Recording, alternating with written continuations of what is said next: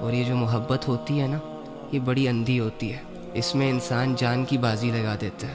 آج کل کی محبتوں کی بات نہیں کر رہا میں اس محبت کی بات کر رہا ہوں جو نبی صلی اللہ علیہ وآلہ وسلم کو تم سے تھی۔ انہوں نے اپنا کمفرٹ زون، اپنی نیندیں قربان کر کے اللہ سے تمہارے لیے دعائیں کی تھی یار، آنسو بہائے تھے۔ امیجن کرو، جس چہرے سے چاند بھی شرما جائے، اس چہرے پر اللہ کے سامنے تمہارے لیے آنسو آئے تھے۔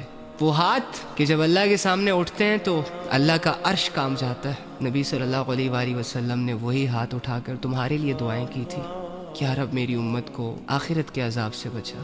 وہ ہستی کہ جس ہستی کا غم تو اللہ سے بھی برداشت نہیں ہوتا، وہ ہستی تمہیں سوچ سوچ کر اکثر اوقات غمزدہ ہو جاتا تھا۔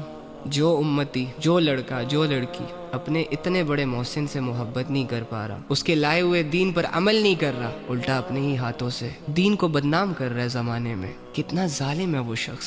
پتہ نہیں نبی صلی اللہ علیہ وآلہ وسلم سے ہم کیسے نظریں ملائیں گے یار۔ وہ طائف کی وادی میں کھا کھا کے پتھر تمہارے لیے جو تڑپتا رہا، اسی کے طریقوں کو پیروں سے روندا، ذرا خود بتاؤ یہ کیسی وفا ہے، نبھا لو یار اس سے۔ قیامت کے دن اسی کی شفاعت کے منتظر رہو گے سارے۔ ان کی سنتوں کو، ان کی دعاؤں کو، ان کی محبتوں کو یوں اگنور نہ کرو۔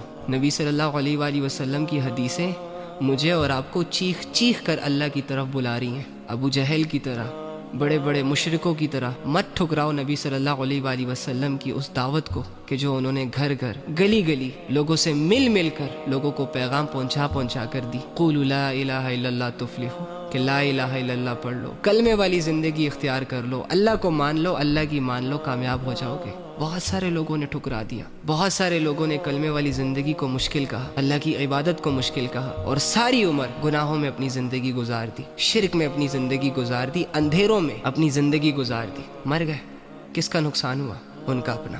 اور دوسری جانب بہت سارے لوگوں نے نبی صلی اللہ علیہ وآلہ وسلم کی اس بات پر لبیک کہا، چھوڑ دیے تمام گناہ، چھوڑ دیے برے کام، برے لوگوں کو، برے انوائرمنٹ کو، اور ساری چیزیں چھوڑ چھاڑ کر اپنے اللہ کو دل سے اپنا رب مان لیا اور اپنی زندگیاں اللہ کے حوالے کر دی، صبر کیا، شکر کیا، قربانیاں دی، ایٹ دی اینڈ چلے گئے اپنے رب کے پاس، اور ان کے اس فیصلے نے انہیں کامیاب کر دیا۔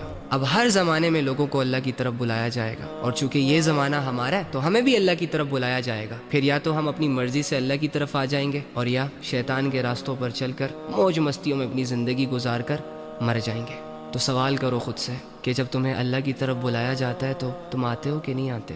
تمہارے لیے بھی دنیا ویسے ہی امپورٹنٹ بن جاتی ہے جیسے کہ ان کے لیے تھی، یا اللہ کو امپورٹنس دیتے ہو؟